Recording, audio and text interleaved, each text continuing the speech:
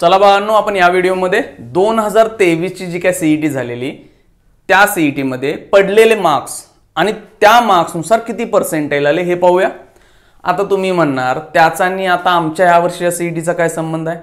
संबंध आहे, कारण का किती मार्क्स ना किती पर्सेंटाइल येतात हे समजल्यानंतर तुम्हाला कितपत मार्क्स पाडावे लागतील हे पण समजेल। आणि काही मुलांना इतकी भीती वाटायला लागली की 99.9 100 पर्सेंटाइल अबाव 98 पर्सेंटाइल 99 पर्सेंटाइल पडतात म्हणजे त्याला खूप मार्क्स पाडावे लागतात का, हे कन्फ्युजन आहे।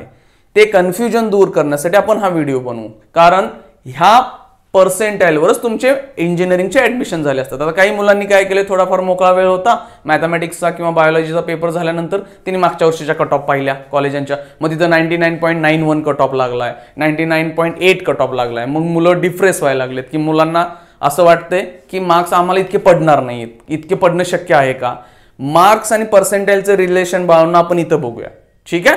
आणि मग ह्या वर्षीच्या म्हणजे 2023 ला जे काही इंजिनिअरिंगचे ऍडमिशन झाले त्या ऍडमिशन्सचे कट ऑफ वगैरे व्हिडिओ आपण नंतर बनवू, नाहीतर जुने व्हिडिओ आहेत की कट ऑफ वगैरे काय लागलेले आहेत त्याच्या मागच्या वर्षी ते पाहता येतील, ठीक आहे। सो सुरुवातीला पॉइंट काय पाहूया आपण, पीसीएम ला मागच्या वर्षी किती मार्क्स पडले आणि किती पर्सेंटाइल आली।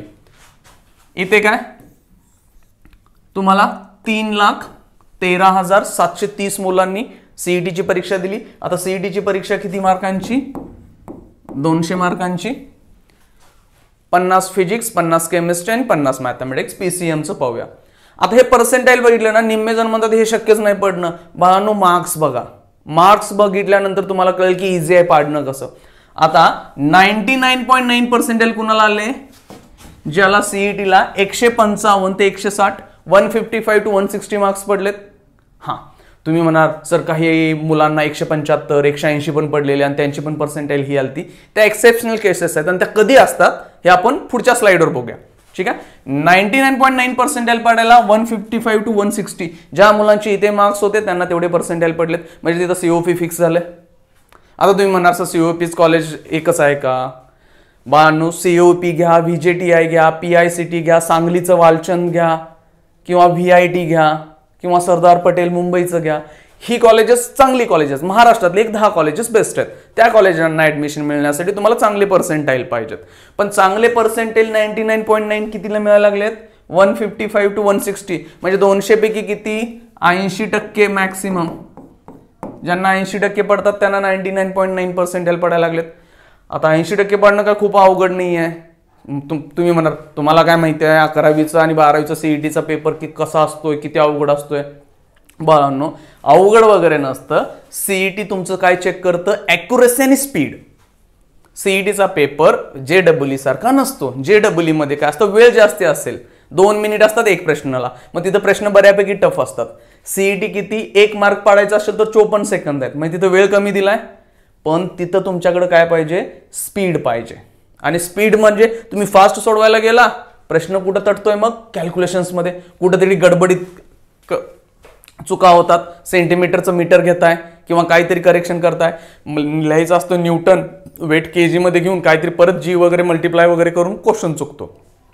म्हणजे काय, इथं तुम्हाला ॲक्युरसी पाहिजे, त्याच्याबरोबर स्पीड, त्यामुळे मार्क्स लागतात। 80% म्हणजे 160 155 पाडणं 99.9 ला येईल। दुसरं किती? 99.5 पर्सेंटाइल कितीला आहेत? 150, म्हणजे तुम्हाला 99.5 च्या पुढे जायचं असेल तर 150 प्लस जायचं आहे। आणि 150 प्लस कसे पडतात ते पुढच्या व्हिडिओत बघूया आपण, की कुठल्या विषयाला काय करावं लागेल।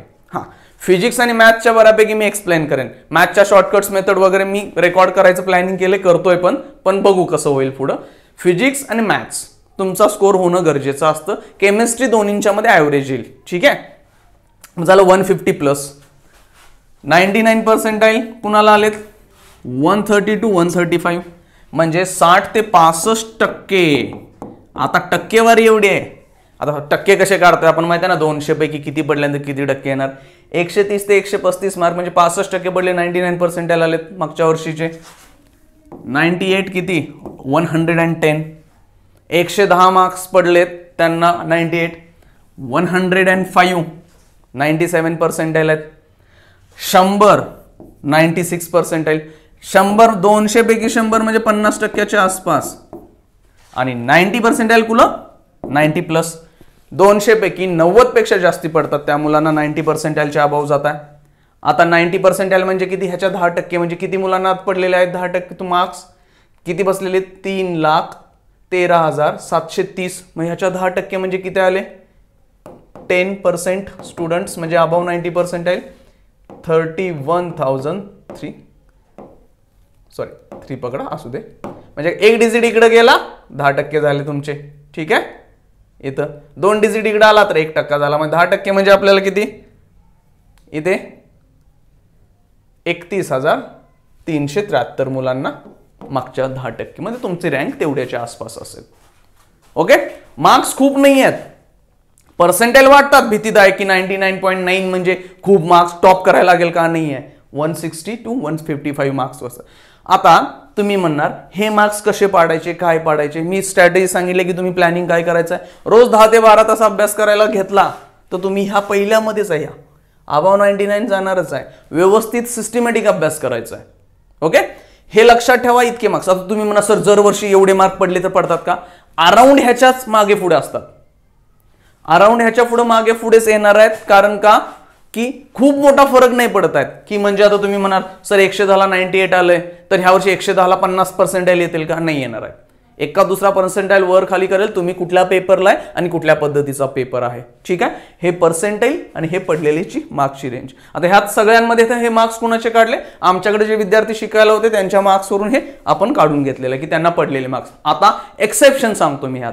एक्सेप्शन म्हणजे काय, मागच्या वर्षीचा एक पेपर ना सोपा होता, इतका सोपा होता की त्याचा फरक लगेच तुम्हाला मी इथं दाखवतोय. एक विद्यार्थी आमच्याकडे होता की ज्याला 174 मार्क्स होते, अबाव 174, त्याच्या पुढे एका दुसरा मार्क जास्त, आपण 175, तो 175-76 चाललेला, पण काढल्यानंतर आम्हाला एक्झॅक्ट मार्क मिळाले 174. त्याची पर्सेंटाईल आली 99.8. आता मगाशी काय म्हणलं आपण 155 to 60 ला 99.9 आलेत, पण त्याचे मार्क्स होते हे म्हणजे 160 पेक्षा जास्ती होते, पण त्याला 99.8 आले, म्हणजे तो पेपर सोपा होता. त्याच पेपरला एक मुलगी होती, तिला 115 मार्क्स पडले, मग त्या 115ला तिची पर्सेंटाईल आलेत 93. पण 115ला जर ऍव्हरेज बाकीच्या मुलांचे काढला, 115 इथं कुठेतरी ह्यांच्यामध्ये म्हणजे अबाव 98च्या पुढे जायला पाहिजे होतं थोडेफार, पण तिचे आले किती 93 पर्सेंटाईल. हे एक्सेप्शनल का, हा ज्या पेपरला हे 2 होते ना पेपर खूप सोपा होता, मग त्या पेपरच्या मुलांच्या बऱ्याच जणांचे मार्क्स काढले, प्रत्येकाची पर्सेंटाईल कमी आली, ह्या रेंजमध्ये बसत नाहीये, म्हणजे हे एक्सेप्शन आहे. का, आता तुमचा पेपर कसा असेल त्याच्यावर मार्क्स ठरतात, पण ऍव्हरेज ही होती. ठीक आहे, मग एखादा पेपर खूप टफ असेल तर एखाद्याला मार्क कमी पडले तर त्याची पर्सेंटाईल जास्त येते, कारण त्या पेपर टफ आल्यामुळे सगळ्याच मुलांना मार्क्स कमी पडले आणि त्यांच्यामुळे पर्सेंटाईल वाढली. एखादा पेपर खूप सोपा आला जसं की यांचा आलेला की ह्यांची पर्सेंटाईल काय झाली कमी आली, मार्क्स जास्ती पडले पण पर्सेंटाईल कमी आले. पण हे खूप रेअर होतं, असं नेहमी होत नाहीये, खूप कमी वेळा होईल की एकदमच पेपर सोपा येईल किंवा एकदमच टफ येईल. हा, पेपर टफ आहे ना कधी पण चांगलं, कारण जर पेपर टफ आला, ज्या मुलांनी अभ्यास केलाय बाळांनो त्यांना ते क्वेश्चन सुटणार. मग नुसते फॉर्म्युले वाचून गेलेले असतात किंवा नुसतंच असं वरवरचं काहीतरी केलंय त्या मुलांना प्रश्न सुटणार नाहीत. पेपर टफ येणं नेहमी चांगलं आहे अभ्यास करणाऱ्या मुलांसाठी. त्यामुळे ज्यांनी अभ्यास केलाय त्यांनी अपेक्षा ठेवा की पेपर टफ यावा, कारण का अभ्यास केलेला मुलग्याला टफ क्वेश्चन सुटणार, न केलेल्याला सुटणार नाही. पण जर पेपर सोपा आला म्हणजे प्रश्न सोपे आलेत, म्हणजे नुसतं ज्याने फॉर्म्युले केलेत त्याला पण तो प्रश्न सुटणार, ज्यानं खूप चांगला अभ्यास केलाय त्याला पण सुटणार, मग फायदा कुठे आहे. त्यामुळे पेपर टफ येणं हे चांगलं असतं कुणासाठी, अभ्यास करण्यासाठी. आता थोडी म्हणतील सर आम्ही अभ्यास केला नाही आमच्या याच्यावर का आलाय, बाळांनो करा अभ्यास, अजूनही खूप वेळ आहे. हे इतके मार्क्स पाडणं काय अवघड नाहीये, इझी पाडू शकता 150च्या आसपास. मी म्हणतो 130-35 तर इझिली पडतील ना 99 पर्सेंटाईल, का अवघड नाही जाईल. ओके, हे झालं मॅथच्यामुळे. हे एक्सेप्शन आहेत की खूपच पेपर सोपा आलता त्यांची पर्सेंटाईल कमी आली. सिमिलरली काय पीसीबी, हा पीसीबी साठी असेल बायोच्या मुलांसाठी. बायोच्या मुलं किती 2,77,400 मुलं बसलेली, त्यांचे पर्सेंटाईल पाहायला गेला तर तिथं तुम्हाला इथेही दिसतील. आता बायोलॉजीला कसं असतं, बऱ्यापैकी मुलं जी मेडिकलला जाणार आहेत ते सीईटीला बसतच नाहीत, त्यामुळे तुम्हाला थोडाफार नंबर कमी दिसेल. 2,77,000. मॅथ्समध्ये किती होता 3,13,000. आता जी मुलांचं फिक्सच असतं काही झालं मी मेडिकल करणार, BMS, BHMS, MBBS, BDS करणारच आहे, ती मुलं सीईटीला बऱ्यापैकी येत पण नाही आहेत, त्यामुळे थोडं होतात. त्यामुळे आणखीन काय होईल, इथं कमी मार्क्स जरी पडले तर पर्सेंटेज जरा चांगले येतात. ज्या मुलांना कुठं फार्मसी किंवा बीएससी ॲग्रीला बेस्ट कॉलेज महाराष्ट्रातले जायचं आहेत, 1-2-3 कॉलेज जी बेस्ट आहेत फार्मसीसाठी किंवा ॲग्रिकल्चरसाठी, तिथं मेरिट परत लागेल. मग तिथं तुम्हाला मागच्या वर्षी काय असतात, आपल्याकडे जे विद्यार्थी होते त्यांचे मार्क्स इथं होते 145 ते 150 पडले, त्यांना 99.9 पर्सेंटाईल आले. 99 पर्सेंटाईल 140च्या आसपास आलं. 98 130. जर कम्पेअर तुम्ही मॅथ्सचा केलं तर इथं मार्क्स थोडेसे कमी लागायला लागलेत, कारण इथं मुलं कोण आली, फार्मसी आणि बीएससी ॲग्री करणारी मुलं आली किंवा बाकीचे जे काय सीईटीवर कोर्सेस असतील ते. 95 पर्सेंटाईलला 125, 120 मार्क्स 94 आणि 90 कोणासाठी आहेत, 100 ते 105. थोडंसं काय झालं, इथं 90 पर्सेंटाईल, तिथं मॅथ्ससाठी कुठं होते 90च्या वरती होते, पण बायोलॉजीचे 100च्या अराउंड आलेत. पण तुम्ही टॉपरचे मार्क्स काढले तर इथं तुम्हाला फरक कळेल की मॅथ्सला थोडेसे मार्क्स जास्ती होते आणि पर्सेंटाईल ही आली होती, पण बायोलॉजीला ही जास्ती पर्सेंटाईल कुठं आल्या, थोडेसे कमी मार्क्स ना आले. ठीक आहे, पण खाली बघा इथं उलटं दिसतंय की इथं पर्सेंटाईल 90 कधी 100च्या अराउंड आहे. हे मागे पुढे होईल, परत ते पेपर्स कशा असतील त्याच्यावर. पण हे टेंटेटिव्ह मार्क्स आहेत. हे बायोलॉजीसाठी का कोण फार्मसी किंवा बीएससी ॲग्रीला चालले त्यांचे सीईटी हे 2023चे मार्क्स आहेत, 2023च्या कट ऑफला जे लागले ते. त्यामुळे हे मार्क्स बघून घ्या, ह्याच्या अराउंडच पाहिजे. टार्गेट कुठं ठेवा, 99च्या इथे बायोला चाललाय. ठीक आहे, समजतंय. हे मार्क्स बघून तुम्ही अभ्यास करायचा, मग तुम्ही डिवाइड करा की फिजिक्सला किती पाडायला पाहिजेत, केमिस्ट्रीला किती, मॅथ्स किंवा बायोला किती मार्क्स पाडायला पाहिजेत. हे जर तुम्ही कागदांवरती लिहिला की मला समजा 150 मार्क्स पाडायचे, तर मला कुठल्या सब्जेक्टला किती पाडावे लागेल. काही मुलांसाठी फिजिक्स सोपा जातो, काहींना केमिस्ट्री सोपा जाईल, काहींना मॅथ्स सोपा जातो. बायोवाले म्हणतात की आम्ही बायो बुक्काच करतो सगळा, कारण का बायो ते एका दणक्यात सोडून देतात, कारण एनसीईआरटी बऱ्यापैकी केलेलं असतं त्यांनी. एनसीईआरटी प्लस स्टेट बोर्ड करतात, स्कोर करून टाकतात बायोला. 100 पैकी 90 95 बऱ्याच जणांना पडतात.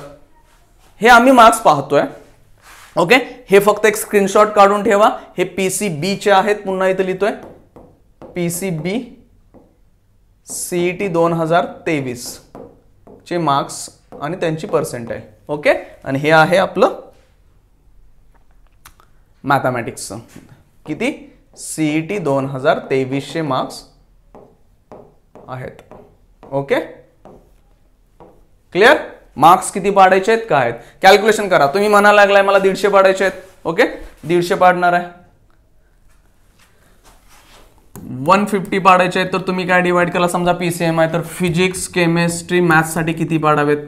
तुम्ही फिजिक्सला म्हणाल मी 35 इथे करतो, इथे 40 करतो आणि इथं 75 करतो, मग हे तुमचे अराउंड होतात 150. असं कोणतरी कॅल्क्युलेशन कर.